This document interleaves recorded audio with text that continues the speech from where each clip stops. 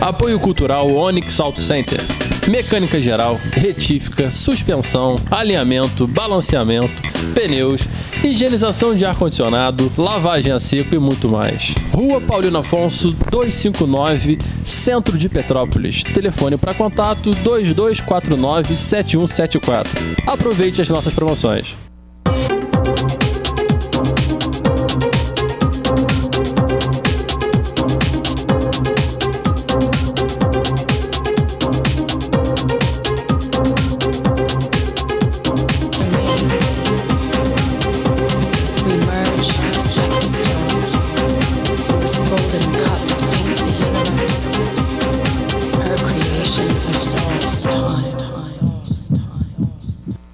Boa tarde, queridos telespectadores, nossos amigos das segundas-feiras. Mais uma vez aqui estamos com grande prazer em trazermos alguma coisa de bom, alguma coisa de importante para toda a nossa comunidade. Nós hoje teremos dois entrevistados em áreas totalmente distintas e que vão trazer com certeza bastante conhecimento para nós todos. Nós vamos iniciar com o Bira, o nosso amigo Bira, lá do Vale das Videiras, lá de Araras, que vai falar sobre uma das coisas mais importantes na atualidade, que nós vamos falar de reuso de água, de aproveitamento fotovoltaico, enfim, de toda essa conjuntura que a energia está precisando hoje de todos nós, em todas as partes.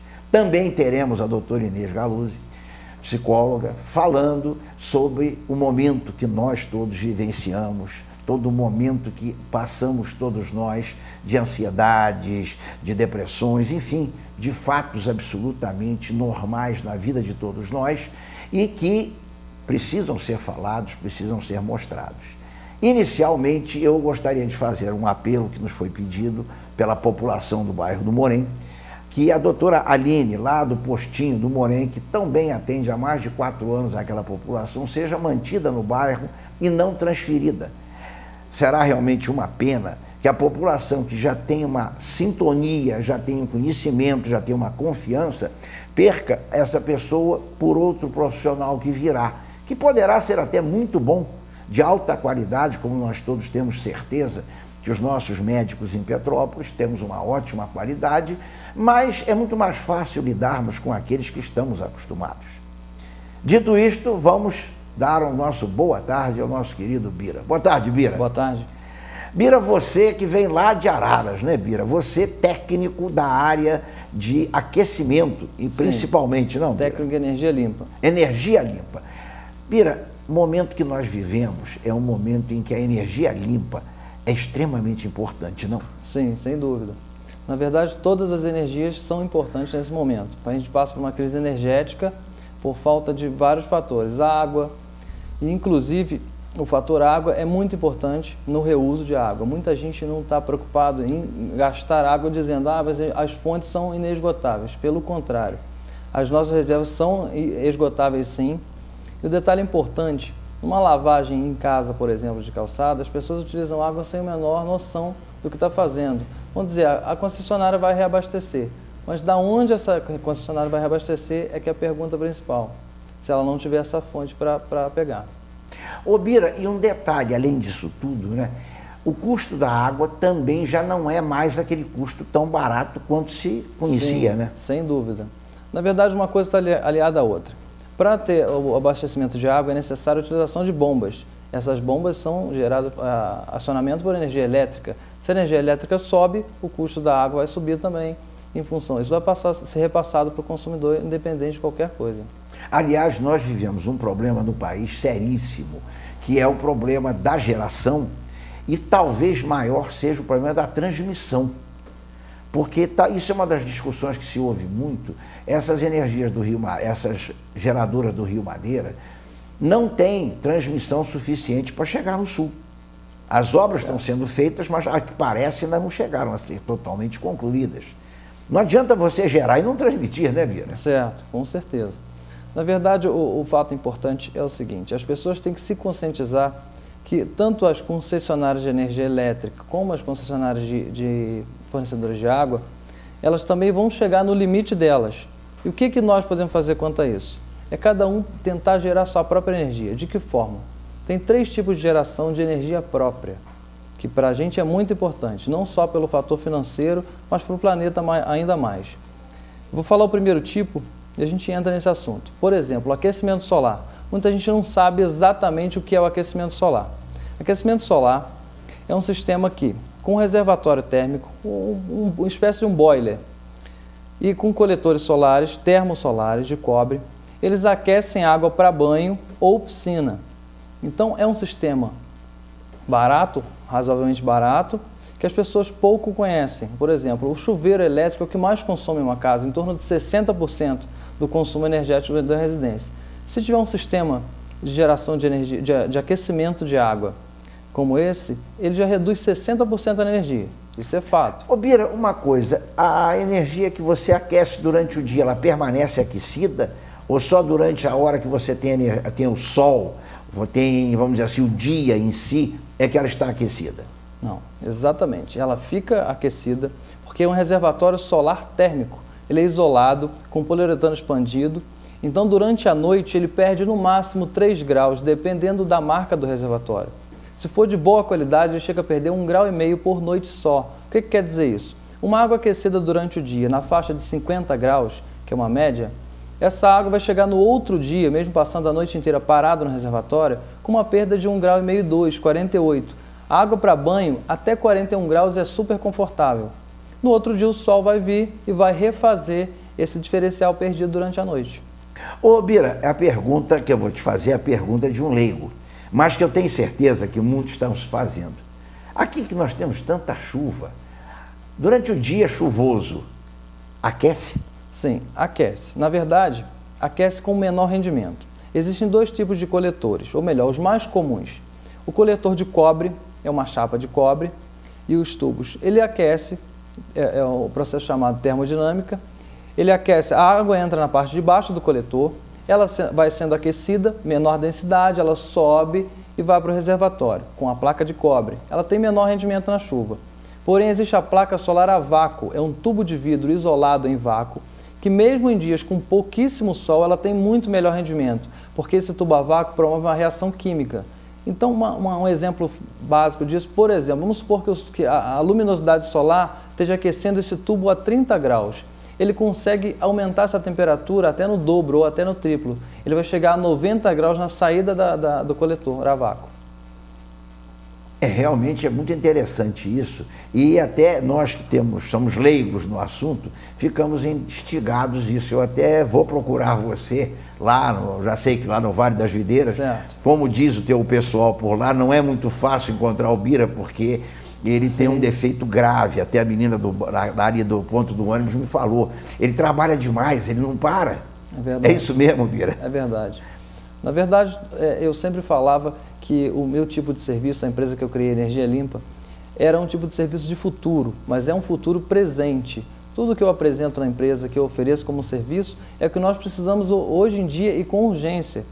Porque a questão do aquecimento de água é importante, mas é importante para baratear as contas de energia elétrica e ainda reduzir a poluição, porque tem pessoas que usam aquecedor de passagem, caldeiras a diesel para aquecer piscina. Eu tenho clientes que têm caldeira a diesel que consomem 18 litros de diesel por hora. É uma agressão à natureza considerável. E principalmente pelo gás emitido, né? Certo, com certeza. Então, com a energia solar, o aquecimento de piscina solar, isso passa a ser praticamente não utilizado. Existe um sistema de apoio para a piscina, por exemplo. Ficou uma semana chuvosa, a piscina não aquece, porque ela não aquece como um reservatório térmico. A piscina é um processo, ela aquece em 2, 3 dias de sol. Então, chegou no final de semana, a pessoa quer dar uma festa, não tem a piscina aquecida, ele teria um sistema de apoio com gás ou elétrico, mas isso seria pouquíssimo usado. Entendi. Agora, estamos ali mostrando um quadro, o Kaique já está nos mostrando. Essa é um sistema de... aquecimento de piscina. De piscina. Sim, os coletores estão colocados no telhado e uma bomba faz a recirculação dessa água. Ela puxa a água do fundo da piscina, que é a água mais fria, joga nos coletores. Isso é feito com sistema de bomba e termostato acoplado.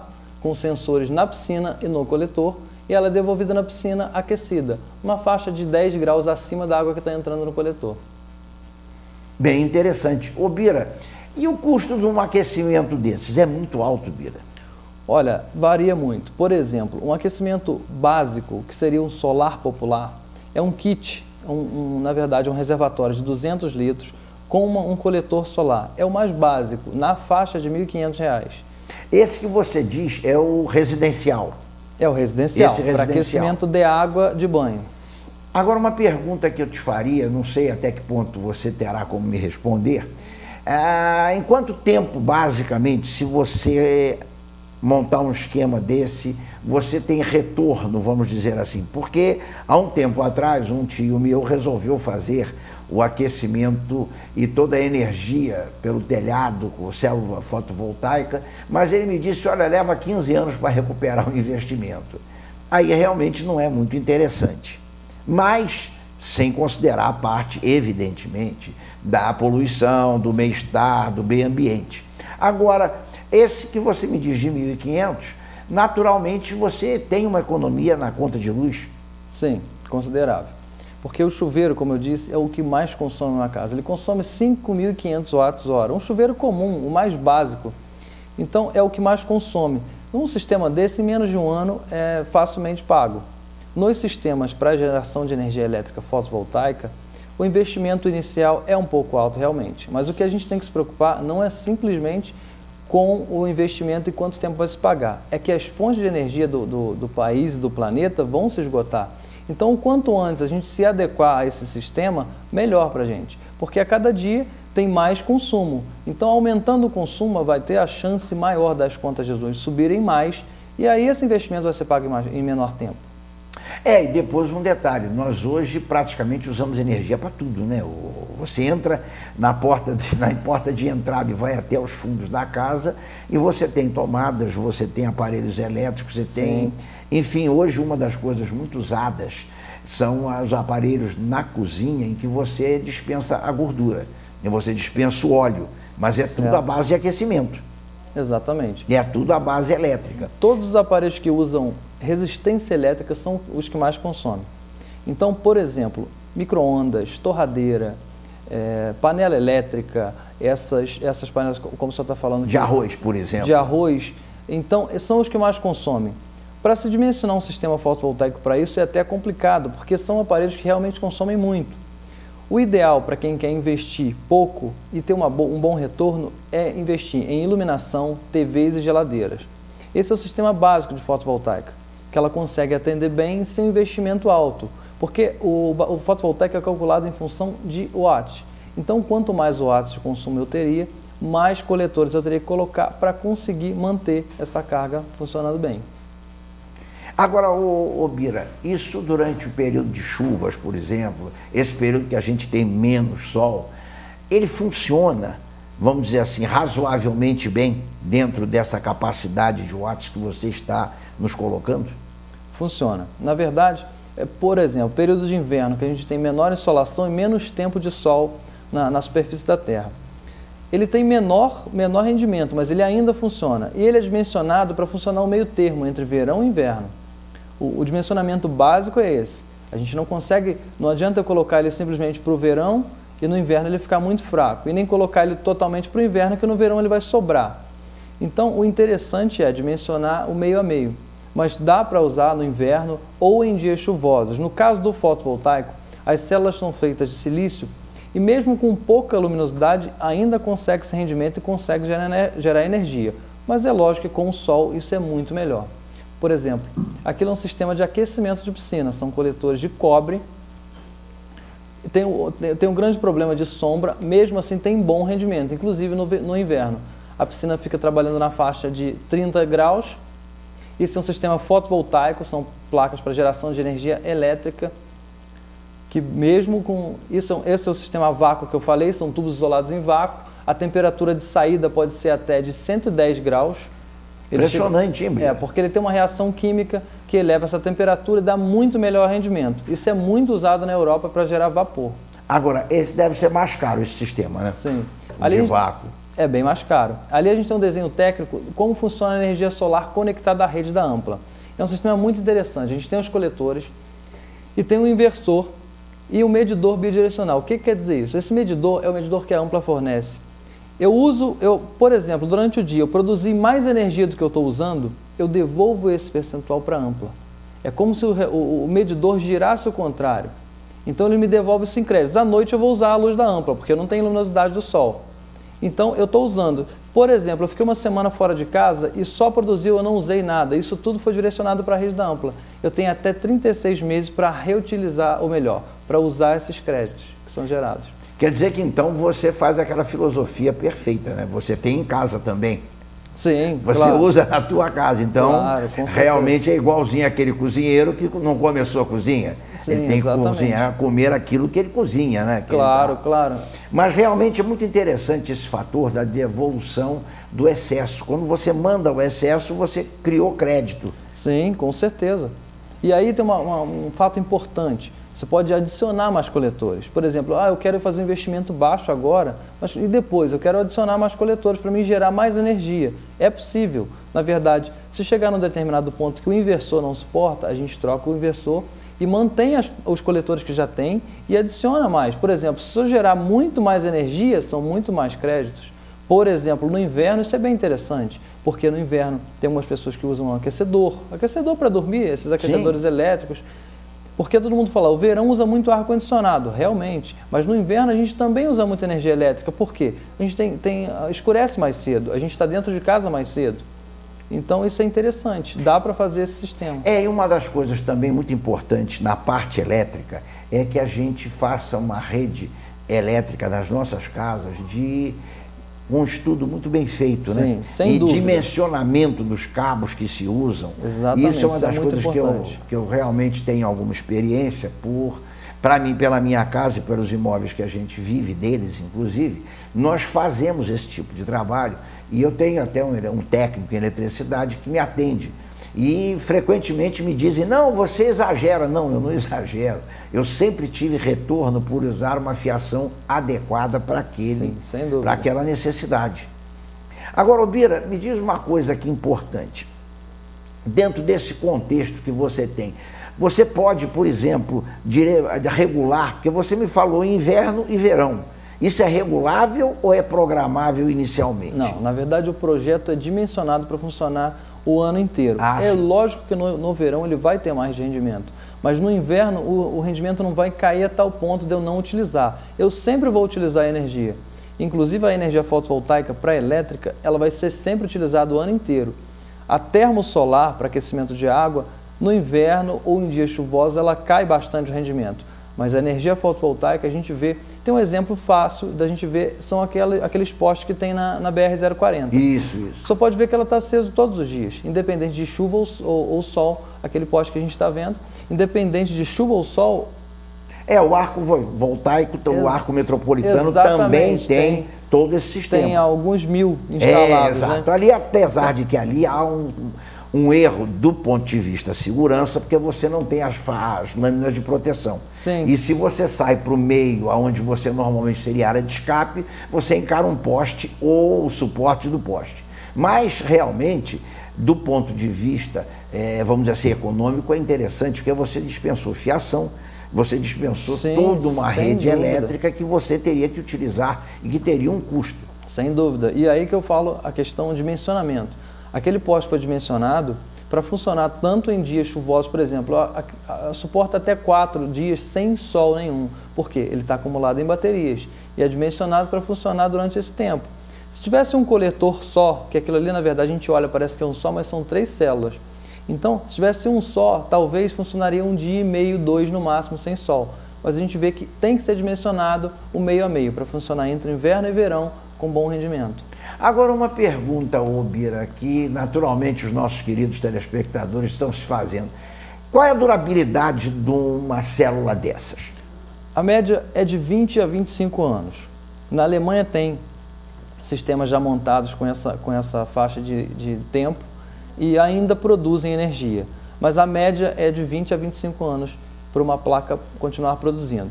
Lembrando que a placa sozinha, ela produz energia, mas isso existem equipamentos, como o inversor e como o controlador de carga no caso das baterias. As baterias também têm vida útil como a bateria de um carro, em torno de 3 a 5 anos. Isso já é. E o custo dessa bateria é muito alto?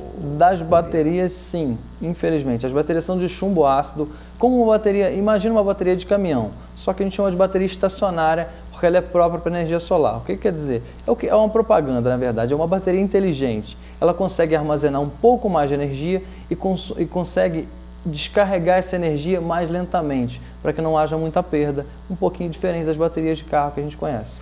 A nível de valor, o que custa uma bateria dessa, Bira? Uma bateria de 150 amperes, em média, R$700. É um pouco mais caro realmente que as de carro, né? Mas não muito não, mas um pouco. Um pouco mais caro. Agora, Bira, dentro do teu trabalho, dentro do que você faz, você falou também do reaproveitamento da água. Eu achei até uma coisa muito interessante, quando você fala do aproveitamento da água da chuva. Como é que você trabalha, como é que você instrui esse tipo de ação? Sim, o reaproveitamento com água da chuva é o mais simples possível. As casas que já têm calha, por exemplo, simplesmente direcionar essa calha para uma pequena cisterna.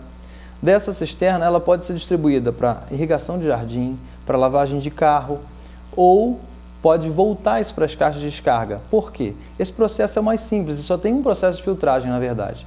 Ele passa por uma espécie de uma tela para tirar as folhas e um outro desviador. O que é um desviador? A primeira chuva, os primeiros 2 minutos de chuva, ele pega muita impureza do telhado. Então esse desviador joga essa água fora, é pouquíssima água que vai ser desperdiçada e então começa a coletar água um pouco mais limpa. Você falou das caixas de reaproveitamento. Você diz essas caixas que você se refere são as que usam para água de banheiro, por exemplo? Sim, na verdade... A água do vaso sanitário, evidente. Água de descarga, sim. De descarga, né? Porque na verdade é a água que a gente tem menos preocupação de estar impura ou não. Então eu falo sobre caixa acoplada, de jogar essa água, porque o processo de filtragem é muito simples, é só tirar os detritos da água e já pode abastecer a caixa. Mas essa água ainda poderia ser utilizada, principalmente aqui na nossa região, pelo seguinte: aqui a gente dificilmente tem chuva ácida. Aqui tem indústria, mas a gente tem muita natureza, então a gente poderia utilizar essa água para banho, por exemplo, água do telhado. Com o desviador, com o processo de filtragem, a gente poderia usar essa água para banho. E o detalhe importante, essa água do banho, das pias, a gente poderia levar isso para uma cisterna também e voltar elas para a caixa de descarga. Inclusive eu tenho um projeto, o que a gente está vendo é isso. A água de banho passa por uma bombinha que vai direto para a caixa de descarga, ela é totalmente reaproveitada. Aí a pessoa fala, mas tem água de sabão, isso e aquilo. Passa por um processo de filtragem, não tira totalmente o sabão, mas num vaso, numa caixa de descarga não faz a menor diferença. É um sistema bem simples, principalmente para quem paga água. Não tenha dúvida, é bem interessante. E até mesmo nós, em Petrópolis, não temos grandes dificuldades de água realmente, no momento, mas caminhamos para lá, né? Sim. Entende? Certeza. Hoje nós estamos relativamente bem atendidos, mas a verdade é que não só vemos problemas em áreas muito próximas da gente. São Paulo, por exemplo, vive um verdadeiro caos, né? Sim, com certeza. Mas, na verdade, a preocupação da nossa região, pelo menos onde eu vivo, no Vale das Videiras, tem muitas fontes de água. Mas como essa água chegar às casas? Por exemplo, é uma região montanhosa, então a nascente que tinha lá no alto já não tem mais. Isso desceu. Então, para bombear essa água, é energia elétrica. E aí que entra o gasto. Então, a reutilização de água é muito importante em qualquer setor. Seja reutilizar água de chuva para simplesmente regar jardim, seja para lavar carro. Lavar calçada, eu nem falo que lavar calçada é muito errado, porque é muito desperdício. Mas, enfim, a reutilização de água, como a gente viu no desenho, para a caixa de descarga, porque a cada descarga são 8 litros de água.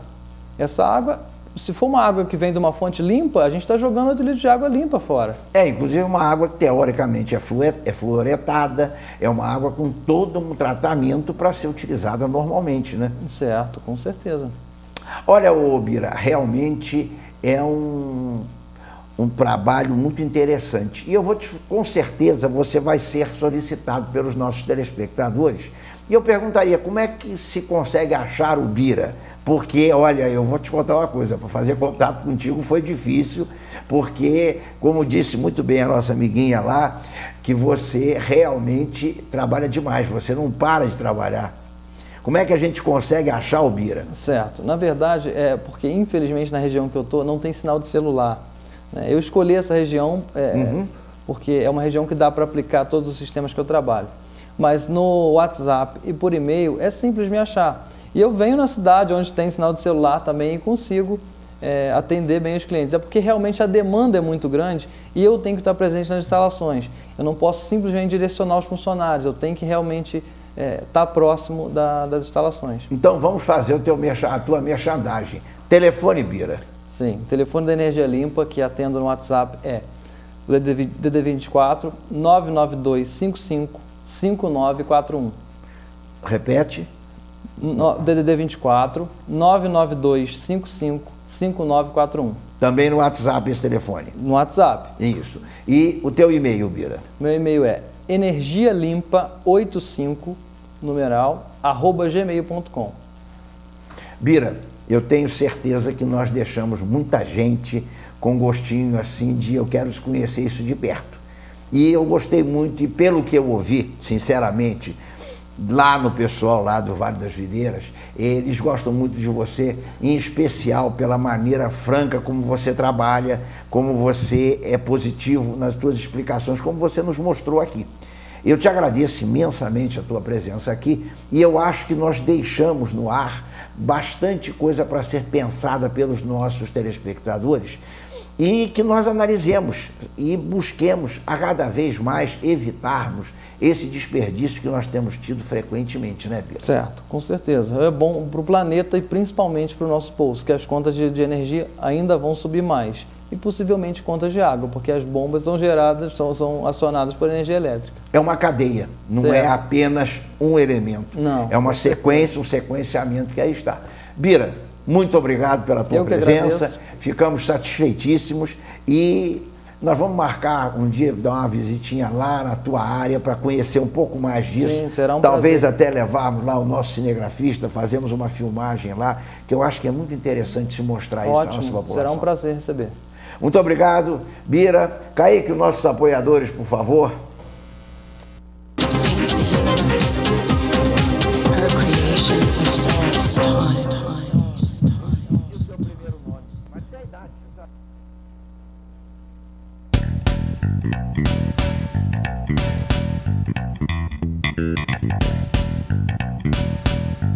Apoio Cultural Onyx Auto Center. Mecânica geral, retífica, suspensão, alinhamento, balanceamento, pneus, higienização de ar-condicionado, lavagem a seco e muito mais. Rua Paulino Afonso, 259, Centro de Petrópolis. Telefone para contato 2249-7174. Aproveite as nossas promoções.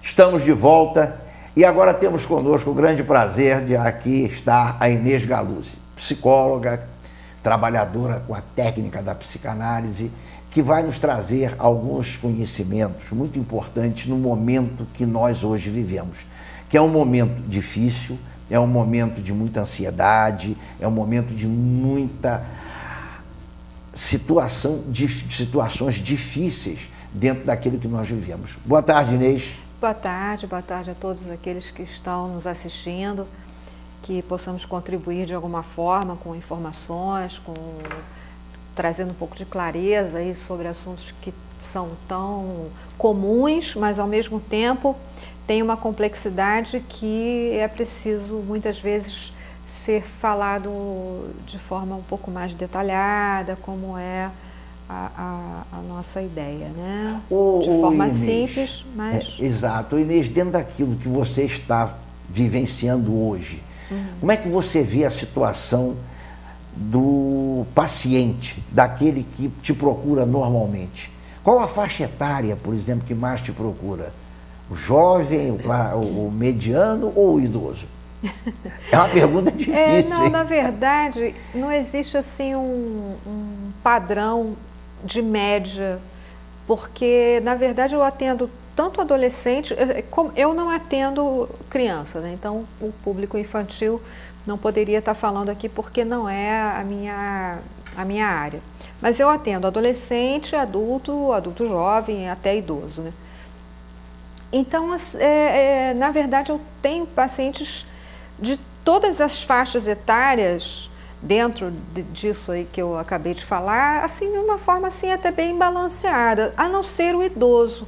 O idoso mesmo, aí a gente poderia estar aqui colocando o idoso a partir de 70 anos, não é Você foi benevolente, eu ainda não cheguei nos 70, então só no ano que vem, né?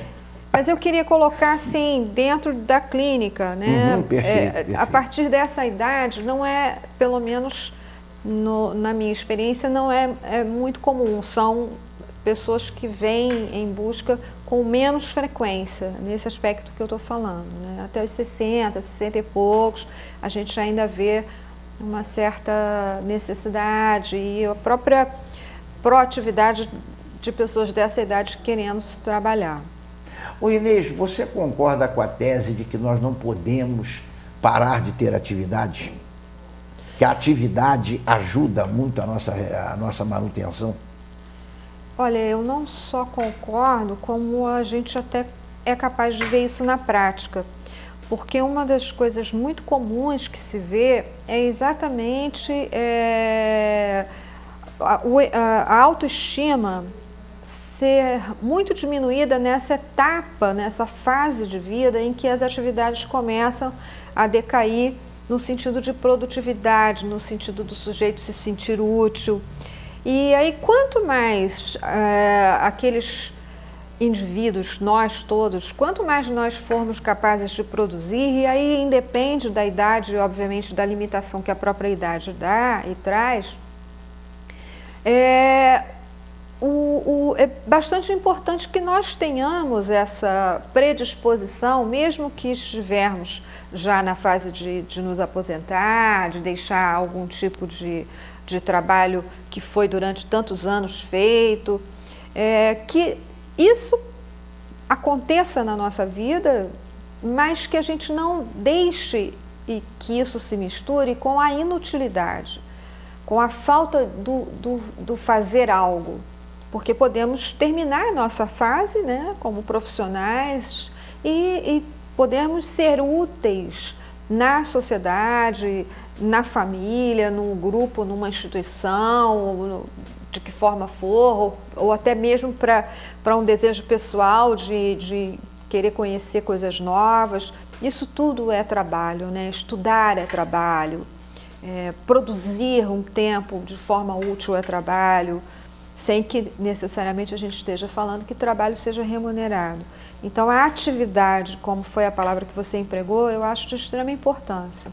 Inês, eu até tenho observado muito isso, e acredito que você também tem acompanhado muito isso. Nós vemos principalmente nas, vamos dizer, doutrinas e religiões, as pessoas que se dedicam a praticar o bem, a praticar atos de caridade, atos de fraternidade, elas têm assim uma longevidade maior e um equilíbrio maior. Não, Inês, o que você acha? Na média, o que eu vejo é isso, sim.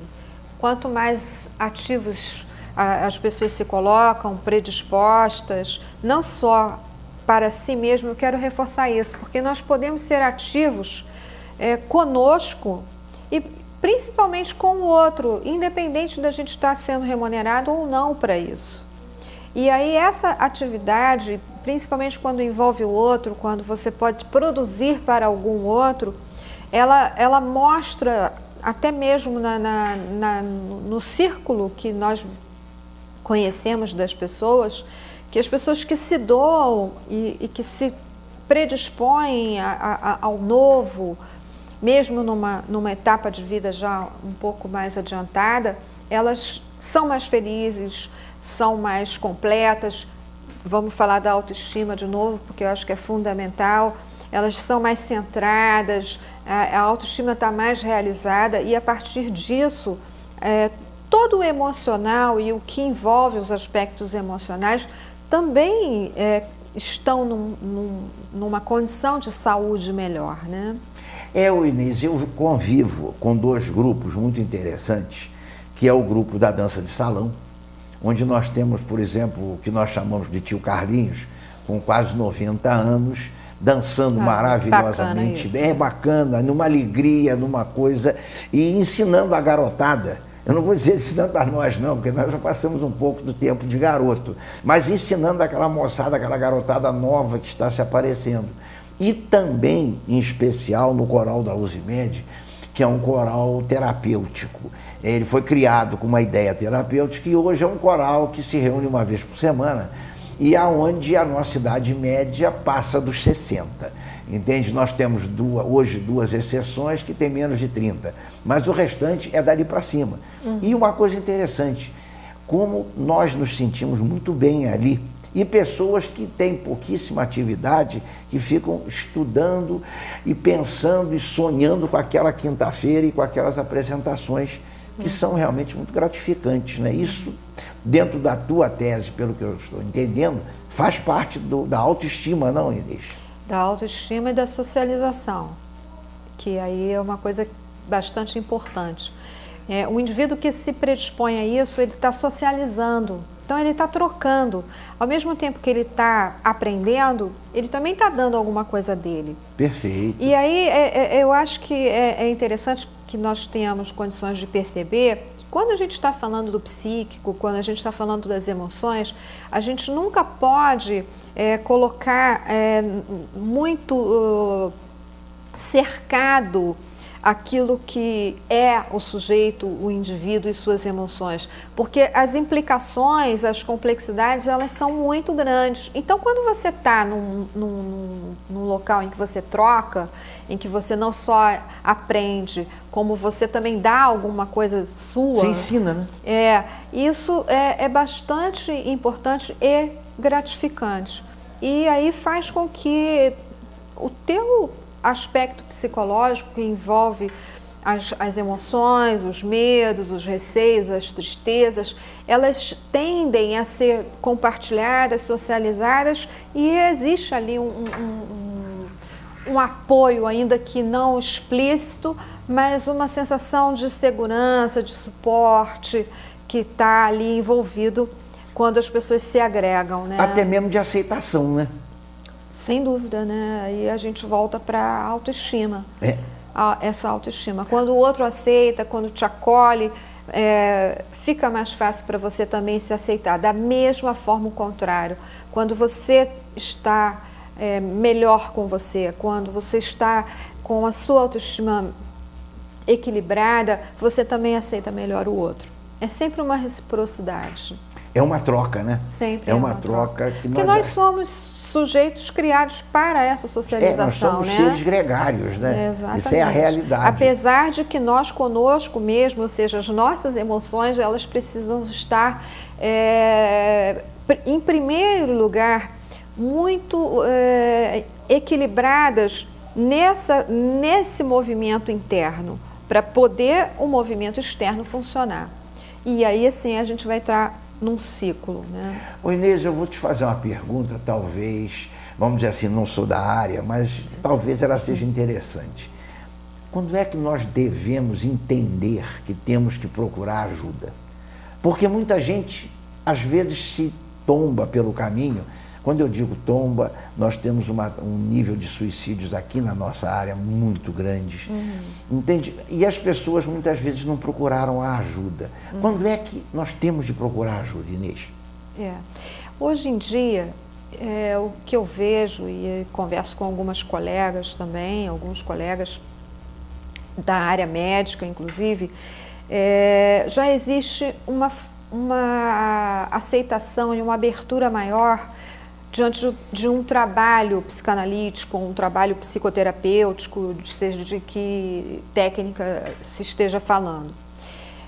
Mas mesmo assim, ainda existe infelizmente, porque eu acho isso bastante limitador para a saúde de qualquer um, ainda existe um certo preconceito de achar que procurar uma ajuda médica, uma ajuda psicológica, especialmente, né, porque a ajuda psicológica está sempre ligada às questões da emoção e da sanidade mental. Então, infelizmente, hoje ainda, muito menos do que já foi antes, Mas ainda hoje existe um preconceito que a tendência é que diminua, e tomara que seja assim, porque um profissional que tem toda uma bagagem, tem toda uma estrutura e todo um período, um percurso de dedicação, porque a nossa formação ela é continuada, né? Um profissional que não está sempre se atualizando e estudando, dificilmente pode dar conta daquilo que aparece, porque o movimento externo, o movimento da nossa sociedade, ele é muito dinâmico. Então nós também precisamos estar em condições desse dinamismo. Mas eu acho que uma das primeiras coisas que talvez as pessoas precisam perceber, que precisam de ajuda, é ouvir aqueles que estão próximos.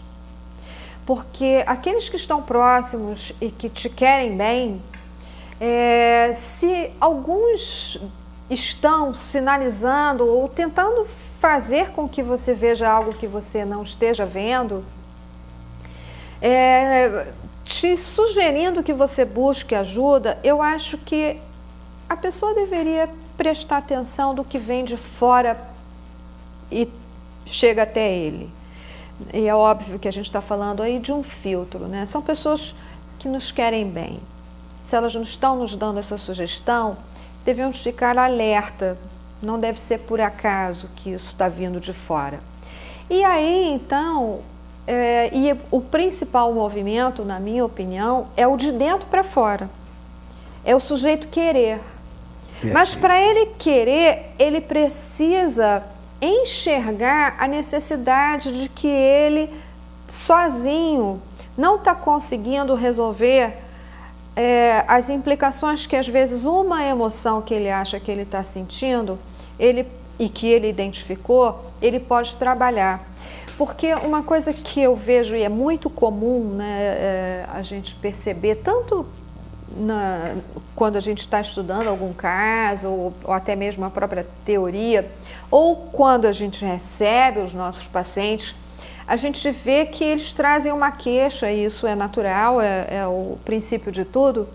É a base, né? Exatamente. Mas a gente vê que atrás dessa queixa existem muitas outras coisas que estão atreladas e que aquele sujeito que está ali, aquele indivíduo que está ali te buscando a tua ajuda, ele ainda não se percebeu, ele ainda não deu conta de que são várias emoções que estão implicadas, às vezes, numa única queixa. Às vezes, as queixas mais simples e inocentes, vamos dizer assim, de um paciente que te procura porque ele está com uma perturbação no sono, uma insônia de, sei lá, um tempo que já chega a prejudicar até a produção dele como indivíduo. Essa seria, vamos dizer assim, a queixa principal dele. Aí, quando você vai fazer toda uma busca, e obviamente que dentro da psicanálise e das psicoterapias, isso tudo não é à toa que a gente tem que ter toda uma psicologia para lidar com isso, nós vamos ver que entrelaçado ali naquela queixa existem várias emoções que o próprio sujeito ainda não foi capaz de perceber. Então eu acho que é preciso um pouco dessa parada para pensar de que não é só uma única e simples queixa que já está atrapalhando a sua vida no dia a dia, que ele precisa focar e achar que ele vai resolver sozinho. Mas é ele ter um pouco mais de flexibilidade para perceber que aquilo talvez seja um pouco mais difícil para que ele mesmo, apenas ele, seja capaz de resolver. Porque às vezes você, quando coloca na mesa um problema, ele é gerado por vários problemas. É justo isso. E quando você consegue expor os problemas sobre a mesa, você consegue expor os pontos, você acaba chegando num determinante. Nós vimos agora mesmo há pouco com o nosso querido Bira aqui do lado, ele contando do problema, por que reapresentar a energia? Pelo seguinte, vai faltar, tem pouca energia, a energia está cara, você precisa ser mais autossuficiente. Enfim, um ponto central, mas 3 ou 4 pontos colaterais que geraram. E na vida é mais ou menos isso, né, Inês? E aí é curioso que a gente também pode estar falando de energia também, né? Sim, de energia. Que é a energia psíquica, que é justamente a energia que nos mobiliza a todos nós, desde as coisas mais simples até aquilo que nós almejamos e colocamos como sonho, e até mesmo aquilo que às vezes nos traz dificuldades, ansiedades, tristezas.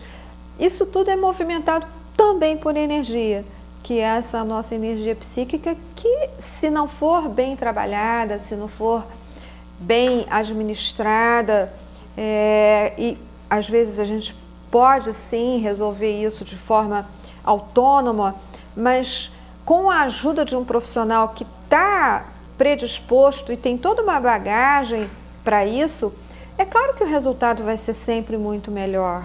E um detalhe, você principalmente na tua profissão, você tem uma gama de conhecimentos de várias áreas. Você não tem um paciente específico.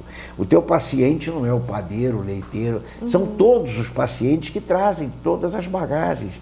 As ansiedades. Hoje nós vivemos um ciclo de ansiedade muito grande, né, Inês? É verdade. É o automóvel que você quer, é a televisão, é a casa, é o próprio casamento, enfim, os filhos. Então, são sucessões de fatos que muitas vezes geram esses problemas, geram essas ansiedades que vocês estão preparados para isso, né? Exatamente. Para ajudar o sujeito a se ajudar.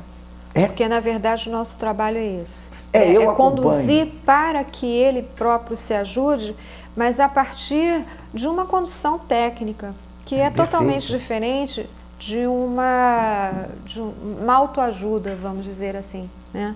Não desqualificando a autoajuda, mas colocando muito além disso todas as perspectivas que nós podemos trabalhar. E como você falou, hoje em dia a gente tem aí um número imenso de pessoas ansiosas, porque as instituições elas estão vulneráveis, porque a gente só recebe notícias de violência, porque a segurança do emprego não é mais estável como era antigamente, as relações afetivas elas estão todas truncadas na sua grande maioria, um com medo de amar o outro, então ninguém se entrega de fato, isso gera uma ansiedade muito grande.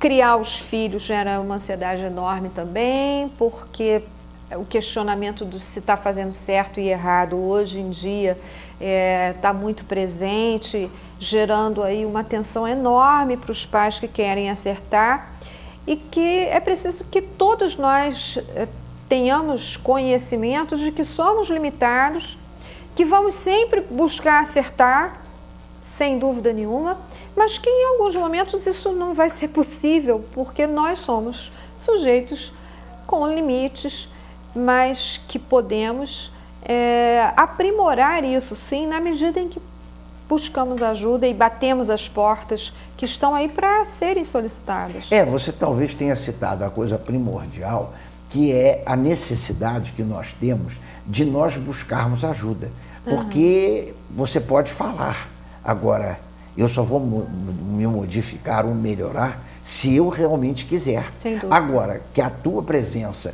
que a presença de um psicólogo, ela é de uma importância fundamental pelo conhecimento e pela maneira de saber trabalhar a pessoa.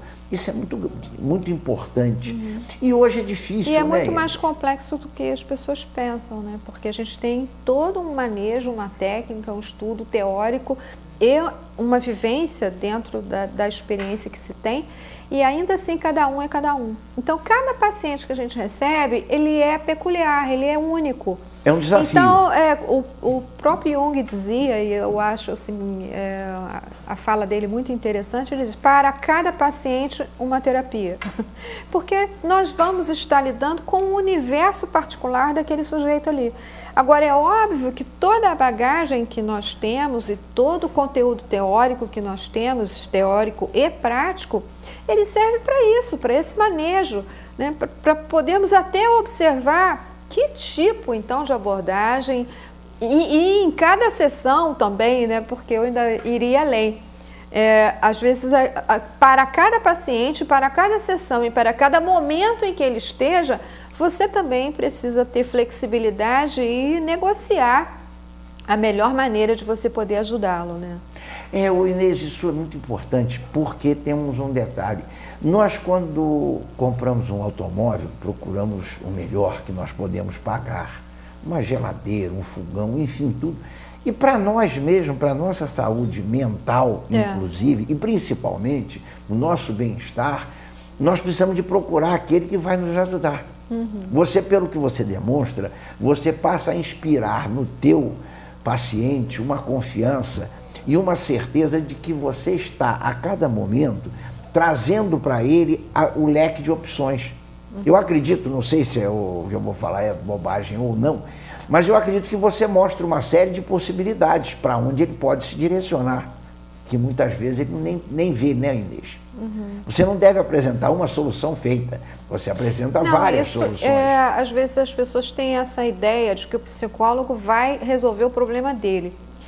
É exatamente isso que nós não devemos fazer, até porque é subestimar a própria possibilidade daquele que nos busca de resolver os seus problemas. O que a gente tem que fazer, o que cabe a um tratamento psicanalítico ou psicoterapêutico, é você poder produzir a partir do conteúdo que aquele paciente que está ali te buscando traz, fazendo com que ele próprio possa perceber de que ele é sim capaz de lidar com as suas questões e que a solução inclusive está nele. A ferramenta é dele, a ferramenta tem que saber usar. Dele. E nós ali somos os indicadores, os que vamos de alguma forma a partir do que ele traz, porque a gente não trabalha com nada além do que o próprio sujeito traz para nós. Então o conteúdo é dele, sempre. E nós nunca vamos resolver e nem dar escolhas para ninguém, porque eu acho que seria muita arrogância e muita pretensão de um profissional querer resolver e colocar as soluções para que o paciente escolha como ele deve agir. Eu acho que isso é arrogante, eu acho que isso é não producente, porque cada um de nós precisamos arcar com as nossas escolhas, porque somos nós que vamos produzir o mérito ou o demérito e o aprendizado, seja do mérito ou do demérito, das nossas escolhas. É assim que a gente se desenvolve, é assim que nos tornamos melhores. E esse investimento pessoal, e é claro que eu sou suspeita para falar, mas eu acho que todo mundo deveria, em algum momento da sua vida, buscar um psicólogo e um profissional dessa área. Inês, te agradecemos muito. E como é que nós conseguimos chegar até a Inês? Você tem um telefone? Eu tenho um telefone celular, no meu consultório eu não trabalho com telefone fixo. Qual é também, o teu celular? O meu celular também tem WhatsApp, é comum eu até resolver isso pelo telefone. Ele é 24, DDD 24 99259-0504. Inês, muito obrigado pelas tuas colocações. Eu acho que é muito importante e que nós saibamos ir à frente com a nossa vida, com a nossa caminhada, pois aqui estamos em busca do progresso, né? Com certeza. Queridos telespectadores, muito obrigado por essa paciência de estar junto comigo e com esses maravilhosos entrevistados que nós hoje tivemos. E quinta-feira, às 22 horas, estaremos reapresentando o programa. E se Deus permitir, semana que vem, juntos novamente na segunda-feira aqui estaremos. Muito obrigado pela atenção de vocês e até lá. Boa semana.